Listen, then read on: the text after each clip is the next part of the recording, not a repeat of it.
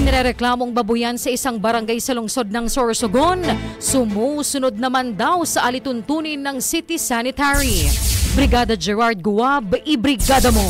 Brigada Live Report. Dumipensa ang may-ari ng babuyan na inirereklamo sa Barangay Bitan-o, Sorsogon City dahil sa paulit-ulit na lamang na reklamo sa kanilang ikinabubuhay na babuyan.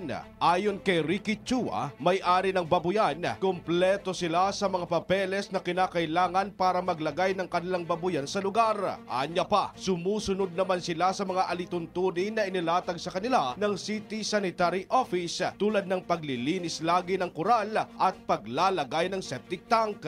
Dagdag pa nito na dati na silang inireklamo at wala naman umanong napatunayan na paglabag nila, kaya't nagkasundo na lang noon na magbayad na lang ng 10,000 sa nagrereklamo. Nag-ugat ang issue sa mensaheng ipinadala sa Brigada News FM Sorsogon ng isang concerned citizen tungkol sa mabahong babuyan sa isang residential area sa lungsod. Medyo may something, pero hindi ko pwede pangalanan. Kung may reklamo sila, pwede naman nila harapin. Mabuting tao naman ako, hindi masama. Opo. Hindi naman kailangan na think sa ibang lugar. Ang mga text sila, pwede naman ako kausapin. Mabuting tao naman akong tao.